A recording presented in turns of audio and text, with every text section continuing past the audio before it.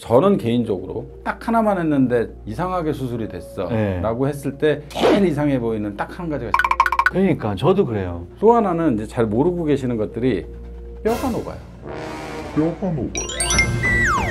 자, 오늘은요 성형외과 전문의 전경욱 원장님과 함께 얼굴 크기를 어떻게 하면 좀 작게 할 수 있을까? 저도 아마 선생님도 아우 마찬가지죠. 말해 뭐. 자, 이 하루가 다르게 네. 점점 커지는 얼굴 크기에 대해서 얘기를 좀 나눠보려고 합니다. 네. 기사가 하나 제가 봤는데 동양인들이 서양인들보다 사실 얼굴이 더 작다 뭐 이런 기사가 있어요. 근데 서양인들은 저는 보면서 놀란 건 뭐냐면 몸이 막 이만해요. 진짜 뭐 영화를 보던데 그렇죠. 얼굴은 요만하잖아요. 그럼 우리보다 작은 거 아니에요? 그러니까 이거를 얼굴을 어디서부터 어디까지 볼 거냐, 예. 두상을 어디서부터 어디까지 볼 거냐의 관건인 건데 예. 서양인들이 이렇게 앞뒤로 길잖아요. 그렇죠. 짱구. 예, 소위 말하면 소위 짱구. 앞뒤 예. 짱구고 이제 동양인들은 옆으로 넣고. 좌우 짱구다 이렇게 네. 흔히들 알고 계시기 때문에 그럼 당연히 면적이 더 넓어 보일 수밖에 없잖아요. 그렇죠. 실제보다. 예, 예. 인류 이동 경로라는 게 있어요. 우리가 이제 모든 사람들이 이제 아프리카에서부터 기원했다. 뭐 동쪽으로 이렇게 이동을 해서 저희가 여기 서 있는 거예요. 예. 아니, 여기 앉아 있는 거구나. 이렇게 있는 거예요. 근데 그러면서 각자 이제 기후에도 적응을 했을 거고, 뭐도 있을 거고, 뭐 이럴 거잖아요. 예. 그 기온에 적응을 하면서 몸의 체형들이 바뀌었다는 거예요. 변화기가 끝나서 올라갔을 때 샀던 요 사람들이 다 단두예요? 추운 기후에 적응을 예. 하면서 단두고, 예. 그러니까 동아시아를 제외한 예. 나머지 사람들은 얼굴이 작은 건 맞아요. 근데 이제 작아 보이는 것도 있다는 거죠. 앞뒤로 길어지면서 네. 좌우로 좁아 보이잖아요. 그러니까 실제로 여기서부터 이렇게 면적을 재면 거기가 더 큰데 예. 여기는 이렇게 가로선이니까 커 보이는 거라는 네. 거죠. 네. 와, 얼굴 크기 하나 여쭤봤는데 죄송합니다. 지금 인류학 강의를 들었습니다. 예. 자, 그럼 오늘 이 시간은 여기서 마치도록 할까요? 10분에도 안 했는데. 죄송합니다. 근데 슬픈 거는 시간이 지날수록 더 커진다는 얘기예요. 그러니까 아나운서님이 슬프면 난 더 슬프다고. 그러니까 많은 분들이 고민되시는 부분이잖아요. 맞아요. 나이가 들수록 시간이 지날수록 더 얼굴이 커진다. 네. 왜 커지냐면 예. 나이가 들어서 기초대사량이 떨어지면 살이 더 찔 수밖에 없잖아요. 예. 그래서 얼굴이 넓어지는 것도 있는데 제일 흔하게 알고 계시는 건 처지는 거죠. 음. 처지니까 예전에는 그나마 좀 입체적이었던 얼굴이 나이가 들면서 덜 입체적으로 바뀌는 그쵸. 거예요. 눈도 처지고 볼살도 처지니까 얼굴이 이렇게 네모내지잖아요. 이렇게 이렇게 되죠. 이렇게. 또 하나는 이제 잘 모르고 계시는 것들이 뼈가 녹아요. 나이가 그래요? 들면 네. 그러니까 이제 뼈가 조금씩 흡수가 돼요. 그러면 그러니까 지지하고 있던 뼈가 녹으면서 흘러내린다는 거예요? 그러니까 예, 그런 것도 있고 예. 그 자리가 꺼지니까 서양인들조차도 밋밋해진다는 거예요. 나이가 들면 네, 예. 네. 특히 이 부분이 많이 꺼지거든요. 많이 흡수되는 데가 이 부분이에요. 흡수 자체가. 뼈가 흡수가 네. 된다는 거예요? 그 상태에서 피부가 처지니까 여기가 더 쑥 들어가죠. 그렇죠. 그러니까 더 편편해지는 거예요, 얼굴이. 원래 없던 볼륨이 더 없어져. 아니 그것도 그런데 여성들이 여기다가 이제 필러나 이렇게 지방 같은 거 넣은 여성들 보면 잘못하면 해가지고 여기도 이렇게 부어 있잖아요. 그거는 거의 100%다 지방이식이에요. 지방이식이죠. 네. 필러가 아니고. 네. 저는 개인적으로 딱 하나만 했는데 이상하게 수술이 됐어 네. 라고 했을 때 제일 이상해 보이는 딱 한 가지가 지방이식. 그러니까 저도 그래요. 소위 말해 빵빵이라고 빵빵이. 부르는 네. 너무 부자연스럽거든요. 그게 그 볼륨감 자체도 부자연스러운데 우리가 표정이라는 게 있잖아요. 네. 표정이라는 건 이 뼈에서 피부에 닿는 근육들이 17개 이렇게 해서 34개 그래서 17쌍이 있는데 그때 웃을 때 울을 때 뭐 이런 표정들이 있잖아요. 네.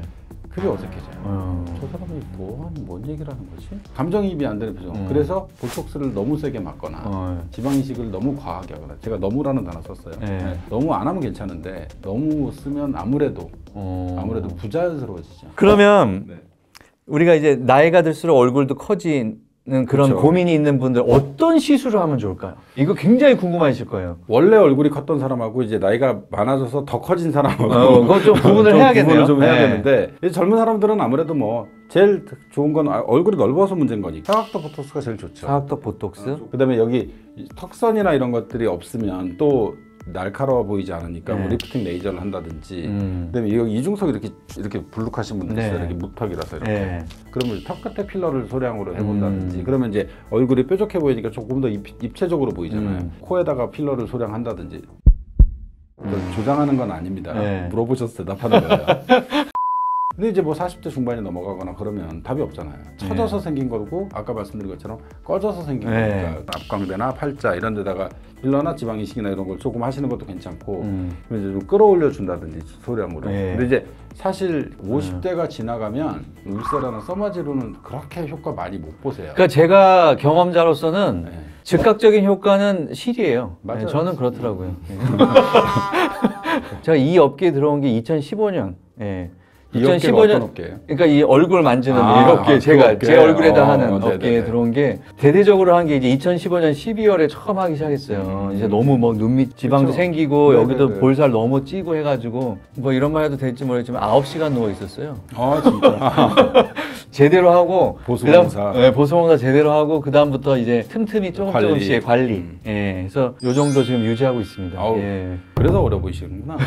저도 해야 되나? 죄송합니다. 얼굴형이 다 다르잖아요. 어떤 사람은 그쵸. 길고 어떤 사람은 짧고, 짧고, 짧고. 그럼 얼굴형별로 네. 어떻게 하면 좀 자연스러우면서도 좀 작게 보이고 윤곽도 나오게 하는지. 얼굴이 넓으신 분은 여기 좌우로 넓은 거잖아요. 네. 그러면 여기서 선을 하나 끊어줘야 돼요. 네. 그래서 코에 필러나 턱 끝에 필러 넣는 걸 추천해드려요. 그러면 상대적으로 좀 길어지니까. 네. 그러면서 여기 선이 두 개로 나뉘어요. 네. 근데 얼굴이 길쭉한 사람은 완전 반대잖아요. 그렇죠. 그런 경우에 코에다 필러 넣거나 턱 끝에다 뭔가를 하면 더 길어지잖아요. 얼굴이 더 길어지잖아요. 네. 그럼 나이가 더 들어 보이죠. 그렇게 하면 안 될 거 아니에요. 네. 그래서 결국은 예를 들어서 코 수술이 좀 잘못됐다. 너무 길게 돼서 나이가 들어 보인다. 그러면 코를 좀 짧게 만들어 준다. 짧게 만들어준다든지. 실제로 필러를 잘못 넣어서 오신 분들이 계세요. 네. 아무리 봐도 저 사람 얼굴이 긴데 코에다 필러를 넣어가지고 왔단 말이에요. 그러면 녹이라고 그러죠. 얼굴 기신 분들이 제일 문제가 여기가 없어요. 여기가 있는데 얼굴이 기신 분 거의 없거든요. 그러니까요. 네, 그래서 앞광대 쪽을 조금 채우면 훨씬 볼륨감이 생기면서 이 중안면부라고 하는데 이 중안면부가 밋밋하면 자기가 가지고 있던 단점이 극대화돼요. 무슨 말이냐면 얼굴이 넓은 사람은 더 넓어 보이고 얼굴이 긴 사람은 더 길어 보이고. 네, 그래서 여기 앞광대 쪽에 볼륨을 넣어주면 굉장히 어려 보이고 얼굴이 작아 보이는 그런 효과가 있어요. 그러니까 작아 보일 수도 있고 짧아 보일 수도 있는 거예요. 그리고 이제 사각턱인 경우, 뭐 얼굴 넓은 사람 여기 있는 거죠. 사실 답 없어요. 그럼 보톡스 맞고, 근데 정 안 되면 뭐 실로 당겨 본다든지 아니면 정말로 그럼에도 불구하고 본인이 너무 스트레스다 그러면 사각턱을 자르시는 방법밖에 방법이 없어요. 중년 여성 중에 이제 얼굴이 어쩔 수 없이 그쵸. 처지잖아요. 그다음에 이중턱 네. 그런 고민을 하시는 분들. 처지면 사실 여기만 처졌다고 생각하시는데 여기서부터 처진 다 처진 거잖아요. 거죠. 여기서부터 조금씩 처져가지고 여기서 모였던지 여기서 모였던지 네. 이렇게 되는 거잖아요. 제일 아래쪽에 모이게 돼 있으니까. 슬프다 정말. 그러니까 뭐 눈 위야 뭐 이렇게 잘라내고 당기면 된다고 치더라도 네. 이 아래쪽에 처진 거를 이제 근데 물론 체중 때문에 그러신 분도 계세요. 당연히. 그러면 이제 체중 감량을 권해드리죠. 건강상의 문제로도. 그런데 여기서 이렇게 상담하다 보면 무턱인 경우가 되게 많아요. 무턱, 그쵸. 무턱인 경우가 엄청 많아서 되게 말랐는데도 불구하고 턱선이 없고 여기 이중턱이 되시는 분들이 있어요. 네. 그런 경우에는 사실 여기 지방흡입만 가지고는 해결이 안 되세요. 보형물 넣어야 되는 거 아니에요? 네, 맞아요. 그런 경우에는 보형물 넣으셔야 되는데 넣거나 뭐 최소 필러를 넣거나 하시는 건데 그러고는 이제 땡기고 여기는 흡입하고 이런 세 가지를 하시게 되는 거죠. 턱 끝, 그다음에 실, 그다음에 여기 밑에 지방흡입 이렇게 예. 하면 확실히 라인이 좋네요. 사니까 이게 예. 그늘이지잖아요. 그래서 그런 거 세 가지 정도 하시면 좋아지시는 경우 굉장히 많기는 해요. 이런 데도 지방 흡입을 하나요? 이런 데도? 하는데 네. 얼굴에 이제 아무래도 신경이나 혈관이나 이런 안면 신경들이 중요한 게 엄청 많거든요. 네. 그래서 아주 제한적으로 제가 사실은 얼굴 지방 흡입을 굉장히 제한적으로 해드리는 부위가 세 부위인데 여기, 네. 그다음에 여기, 네. 이 세 군데는 해드리긴 하거든요. 해드리긴 하는데 뭐 좋아도 하세요. 자, 그러면 그 지방 흡입을 하시는 분들이 네. 또 부작용을 굉장히 걱정하시는 분들 계시잖아요. 그쵸. 네, 어떤 부작용이 있을까요? 멍이 오래갔네. 뭐 이거는 사실 부작용 아니죠. 그쵸. 시간 지나면 다 빠지는 거니까 그건 상관없는데 이제 뚫은 자리에 흉터 같은 것들이 한동안 보일 수 있다든지, 그러니까 그게 좀 오래 남을 수도 있다든지. 근데 제일 문제는 신경 손상이에요. 아, 그러면 안 되죠. 얼굴에 왜 우리 입 돌아갔다 그러잖아요. 네. 입 돌아가면 이쪽이 다친 게 아니에요. 네. 이쪽이 다친 거예요. 네. 여기가 마비가 돼서 이쪽으로 돌아가는 거예요. 근데 그러면 이제 그쪽에 근육이 못 쓰게 되죠. 이게 여기는 운동신경이거든요. 운동신경은 말 그대로 이렇게 움직일 때 쓰라고 있는 신경인데 신경이 다쳐버리면 그 부위에 올라가지를 못하기 때문에 네. 그런 해결 방법도 사실 없어요. 그래서 저는 얼굴을 너무 살벌하게 지방 흡입을 요구하지 않으셨으면 좋겠어요. 의사한테. 조금 덜 만족스럽더라도 성형의 시술 가장 중요한 점 저는 경험자로서 불만족스러워야 돼요. 예, 그래야 자연스럽더라고요. 맞아요. 예, 자연스러운 게 가장 좋은 것 같아요, 저는. 예, 한 듯 안 한 듯.